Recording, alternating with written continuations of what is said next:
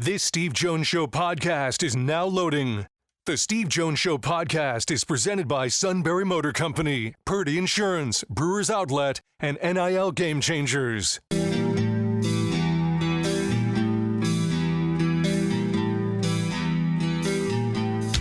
Bringing you an in-depth look at Penn State sports and more. This is the Steve Jones Show on News Radio 1070 WKOK. The Steve Jones Show is presented by Brewers Outlet, NIL Game Changers, Sunbury Motor Company, and Purdy Insurance. Now from the Sunbury Motor Studio, here's Steve Jones. Great to be with you in this half hour, brought to you by our good friends at Sunbury Motors, 4th Street in Sunbury. Sunbury Motors Kia, routes 11 and 15 Hummels Wharf, online, sunburymotors.com. Ford, Kia, Hyundai, best in new inventory, great pre-owned inventory with the Sunbury Motors guarantee. Terrific service department that backs it up every step of the way. At Sunbury Motors, 4th Street in Sunbury. Sunbury Motors Kia, routes 11 and 15 in Hummels Wharf, and online at sunburymotors.com. And with that, we go to the Midwest, where the great guru of football himself, Neal Coolong, joins us. Sir, welcome. As always, it's my pleasure to be here. I hope you guys are having a fantastic day. Trying to get through it, yeah. So let me, the quarterback situation for the Steelers, we know it's supposed to be Russell Wilson 1, Justin Fields 2. I know Fields is off to a good start. Wilson's been banged up. What's your thought on that? Because there's such a long way to go before we do get to an actual game. I think the biggest issue the Steelers coaching staff could have had this training camp outside of, an IR level type of injury is kind of a soft tissue issue with Russell Wilson, simply because you've got highly acclaimed backup quarterback, and I use that term lightly. In other words, everybody knows who he is. You're creating a controversy if Wilson gets hurt and can't participate, which is what's happening now, because neither player knows the offense, neither quarterback has any type of familiarity going into this with the offensive coordinator. At what point are you going to say, well, he isn't practicing much, this hasn't happened much, Fields has to be ahead of him just in terms of physical reps, right? Whether that's true or not, it's a question that's going to be asked every day of training camp, and you can probably get a sense of what if Fields plays a quarter on Friday against Houston and Wilson only plays a series, and Fields does really well. At what point is a quarterback controversy going to be present with the Steelers? I find that kind of funny, because the last quarterback controversy they had was between Mitch Trubisky and Kenny Pickett, and you kind of hope that this one, at the very least, can rank a little bit higher than that one ended up ranking. The situation that they're in, though, I feel like you've got that you really didn't need to have, because you signed Wilson most likely, and I'm not reporting anything, I wasn't there, but I find it hard to believe that Russell Wilson, a starting-level NFL quarterback, and I'm not saying he's an all-pro, but a starting-level NFL quarterback, signed for $1 million with the team. That made him one of the most valuable, if not the most valuable, free agent signings in the market, just on value alone. It's hard to get a quarterback in March who can start for you for $1 million. Right. Backups went for $7-8 million. Mm-hmm. Wilson has that leverage over a team. Leverage is probably not the right word, but that's a good card to play. He has his choice, and I'm pretty sure he's going to say, if I sign for $1 million with you, which is way below market value, if I sign that with you, I'm going to start, right? Hint, hint, wink, wink. I feel like the Steelers probably entered into some type of agreement like that, mostly because they signed him when Kenny Pickett was on the roster. They acquired Fields after they traded Kenny Pickett. Fields was not brought in to compete with Russell Wilson. It seems like that, but that's not how it happened. They could have acquired Fields long before they acquired Wilson. They wanted Wilson. The price was certainly good enough for Wilson, and you didn't have to give up anything for him. They ended up trading, day 3 picks for Fields, but you put them both in there, and the way that it all played out, Wilson had to have been the assumed starter. There was nothing of a competition going into camp. The fact that Wilson has not practiced as much, and Fields has done some things you hear about, looking pretty good. And, Fields has done that before. It's not that he's not physically talented. We know about him as a player. His performance on the field hasn't exactly been great, and while Wilson's hasn't either, you're probably going to give the advantage to the veteran. So to create a conflict at that position, it's not a good situation for Pittsburgh. And I'm not saying it's going to destroy the team or anything. It's just more they're going to have to answer a lot more questions, I think, than they probably would have wanted to. And if, by all accounts, Wilson got hurt doing conditioning drills, that's a bad sign in my mind. That doesn't look very good. I don't know how much exactly Wilson missed of physical reps or how much that's going to matter, but they're going to downplay it. That's for sure. Come week 1, if Wilson isn't sharp, if he's not moving with an offense, in other words, if we get kind of the same offense we've seen in Pittsburgh the last 3 years, people are going to be calling for Fields pretty quickly into the season. That's absolutely not what the Steelers need. No, they don't need that at all. In the first preseason game, I mean, is there anything you look for in anything like that? I mean, anybody you look for, like maybe roster spots 35 to 50? I mean, what are you looking at?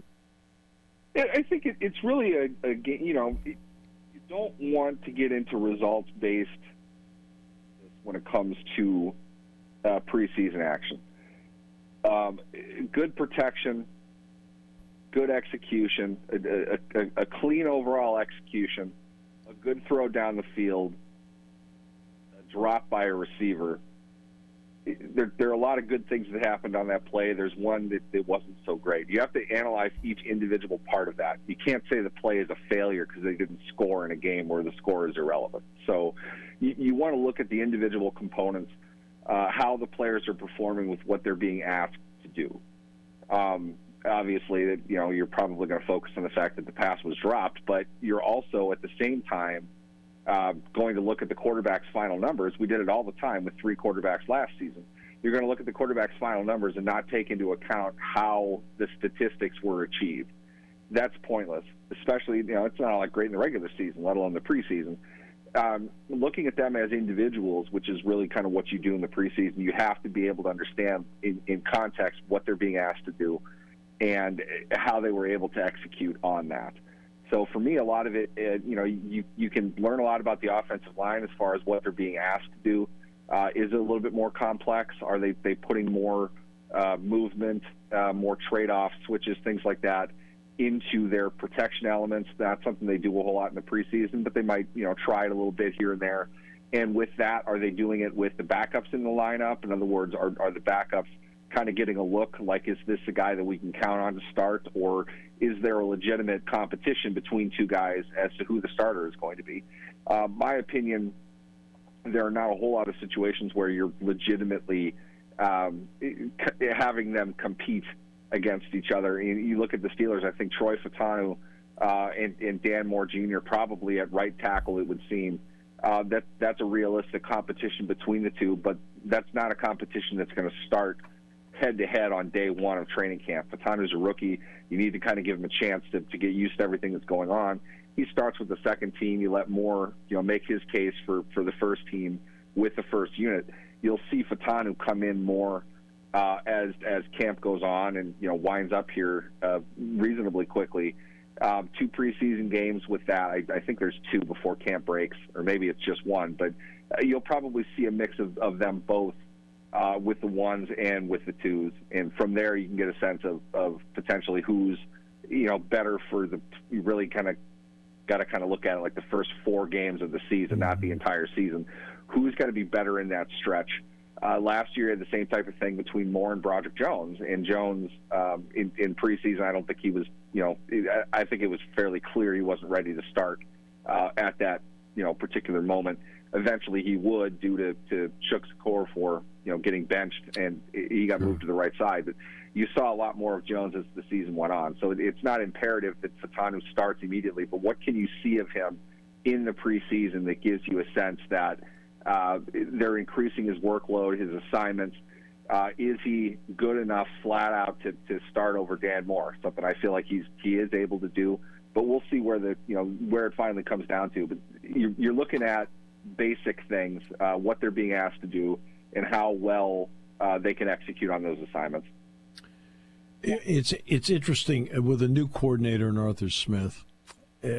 We don't really talk too much about OTAs, but how important do you think it was in OTAs that whatever he wants to install, the learning curve started there and it didn't have to start in training camp? I think that's a good question. I think have everybody present, and you've had the whole off season to draw all this up, to go over it, and to get ready to teach it. Tomlin has said this often. Minicamp is really designed to give the players a good walkthrough, if you will, on what they're going to do come training camp. He doesn't look at it so much as an evaluation period, but it is critical as far as their overall install goes. These are the things we're going to run. These are the concepts. Here's a breakdown on what your position unit is going to do generally. This package, these concepts, we're going to do these things. We're going to drill on these things. This is sort of what we're going to emphasize.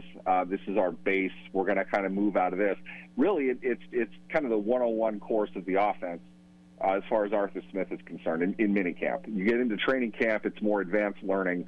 You're going through it, in shells initially. Then you're going to go through it in pads, and you're going to run some of that live, probably the root concepts. You do 4 or 5 different things off this one concept.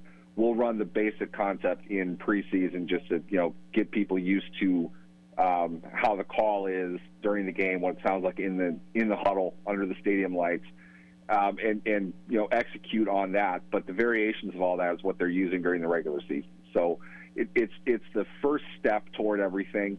And for me, and I think if you ask any coach this, and coaches, obviously are going to favor this mentality maybe a little bit more, but coaching is teaching. It's communicating. It's not ingenious schemes and, drawing up the wackiest plays that nobody's going to understand or ever see coming. It's about teaching guys to do the basic things within the framework of what you're doing. Only from there can you advance. You can't build on a bad foundation, right? The one-on-one class is the foundation. I think that you start to kind of set that in minicamp. Then come training camp is when you're really doing it all. And it's up to the players to study it and learn it before camp, so they have a good understanding of how everything works going into it. Then they can build, and a huge part of that is on a coach's ability to teach what they're trying to do, to add the variations to it, to get everybody on the same page. And that's something Arthur Smith is known to do pretty well. I think that's overall just a critical component of any success that they have this season. I think it's going to be rooted in how well they can get all these concepts down, and of course all of that started in training camp, or in minicamp. It's interesting how the judge stepped into the Sunday ticket and said the jury didn't understand the instructions. Okay, which is completely plausible, but still, for the NFL, a victory. Are you somebody that utilizes Sunday ticket, or are you just usually utilizing Red Zone? I used really, but I would have a Sunday tickets package in whatever form that's going to be. I had YouTube TV last year. Red Zone is a part of that. You can flip that on as well if you want. I did the split screen thing. I'd have one on there just to kind of see if something else was going on. But overall, I've gone back and forth on this. You and I have talked about it. I was surprised that the judge was as heavy-handed with this as he was, in terms of the appeal. But it's hard to get past. The jury didn't follow the instructions. That's not something I expected to come. And to be honest, I think Pro Football Talk's Mike Florio has been the tip of the spear in covering all this. He didn't mention a whole lot of this till the end, so I don't know how many people really saw it coming. But yeah, definitely a big victory for the NFL. Now, whether or not you consider that to be a victory is another story. But I don't know. I don't know if it reached the point where I could have said the NFL purely and fairly was in the wrong, but I do think it's a lesson for them not to go too far down the path of we want a premium product, so we're going to charge a premium price. Maybe we're not at that point anymore. Maybe it is something that should be opened up a little bit more to a national audience at more of a reasonable price, and I think they could probably find a better one than what they have. All right. Well, for the NFL, I mean, there's nobody better at cultivating money and not really giving a darn how they do it than the NFL. They're really, really good at it. Look, you'll enjoy it. Just get it. But no buts. You'll enjoy it. Just buy it. You want it. You must have it. We know that, so we're going to keep pushing this. That's what I mean. The phrase, the cliche as it goes, pigs get fat and hogs get slaughtered. I think the NFL should consider that in a lot of what they're doing. It's probably not a good idea to try to price Joe Sweatsock out of the market. I mean, that's really kind of what's gotten you there. So, you can do better overall and pass this on to the next generation if you keep it affordable and available for everybody to have. Did we talk about the coaches interview thing? I'm trying to remember a week ago if we did or not. We haven't. I want to ask you about that because they claim the fans want it. There isn't a single fan I've talked to that thinks you're like, whatever. Because outside of Mike McDaniel, nobody says anything. I mean, at all. I'm glad you brought up McDaniel because that's the perfect example of what the coach's interview is. Mike McDaniel had the best all-time coach interview when cameras approached him. He looked intentionally. He was doing it as a joke. He intentionally ran away from the camera. I mean, if you can do that, then great, have it. Otherwise, the only opinion on coaches' interviews is they're terrible and don't have them. For some reason, though, I find it interesting that fans are so quick to defend the coach as if they're incapable of speaking for 30 seconds or whatever it is. I don't think it's asking them a whole lot. I do think that the stance that the fans want it is probably part of an umbrella statement that fans want accessibility. They want the coach to speak.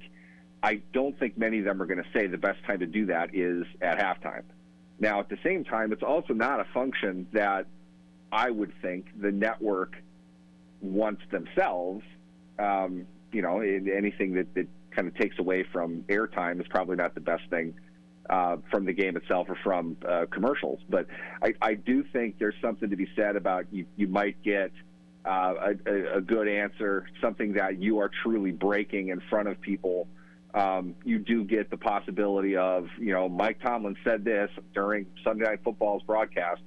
Those things are there, but at the same time, it's nearly impossible to get them to say anything original. There's not enough time.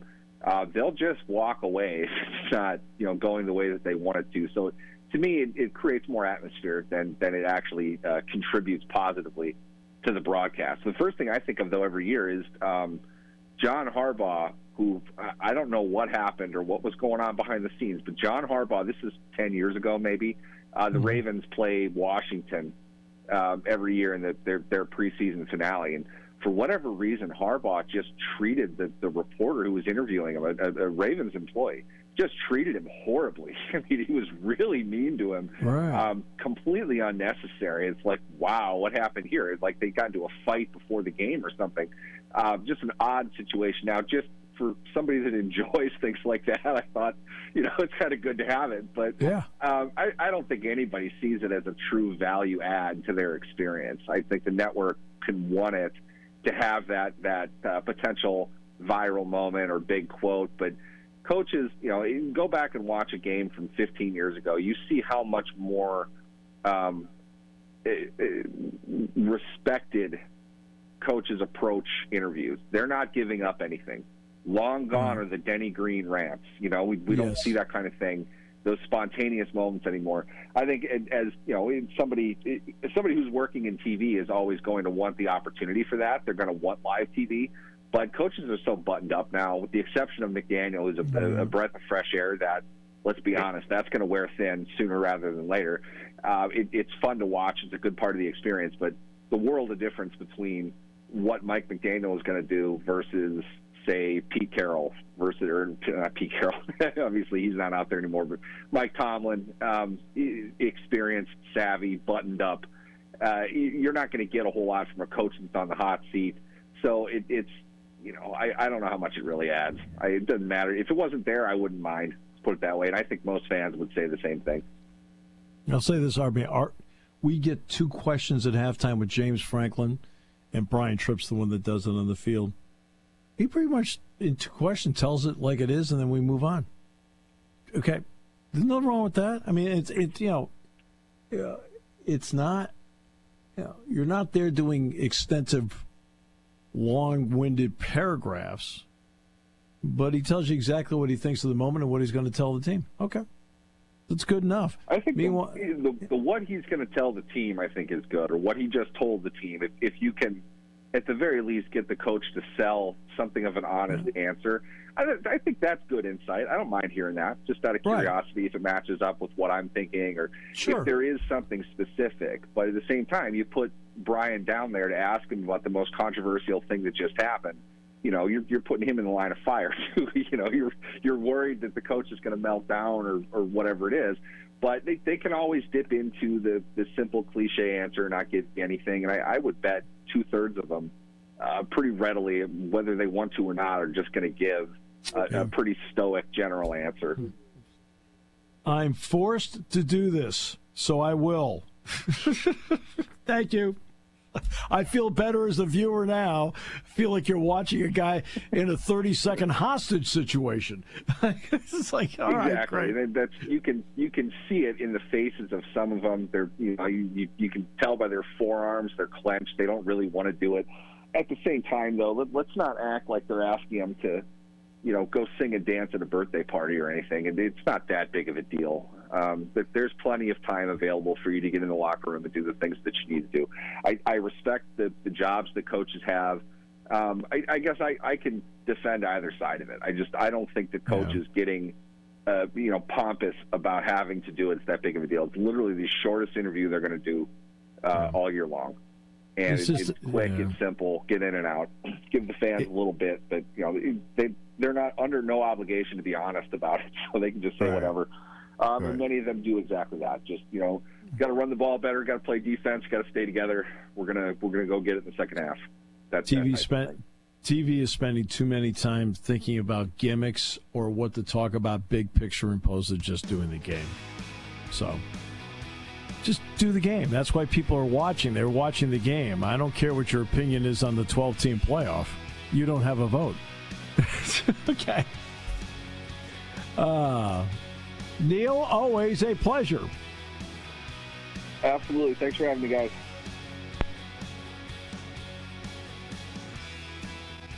This half hour brought to you by Sunbury Motors, 4th Street in Sunbury. Sunbury Motors Kia.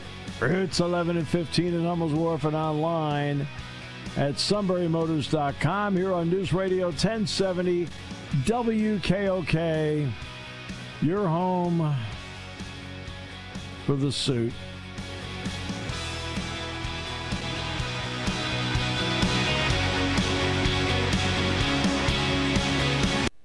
Party time, game time, or just fun time. Doesn't matter what time it is because it's Brewers Outlet time. The Beverage Supermarket has the area's largest beer selection. Imports, microbrews, ciders, and domestics. Pick from over 100 ice-cold 12-packs and dozens of 24-ounce singles. Soda, snacks, hot sauces, fresh roasted peanuts. Make it one-stop party shopping, and don't forget the pickle bar. So whatever you're celebrating or just doing it up, Brewers Outlet, Reagan Street, Sunbury wants to see you and thank you for your years of patience. patronage. You want a unique way to display your brand. You need a team of seasoned experts to work with. You want to reach customers who buy. You want NIL Game Changers, a versatile consulting agency powered by former student athletes and coaches who work as NIL sports agents. NIL Game Changers will help you build powerful relationships with customers through compelling stories, with student athlete influencers as your leading edge. Finally, we'll equip you with the right media to drive your success home. NILGameChangers.org, building meaningful relationships with your customers.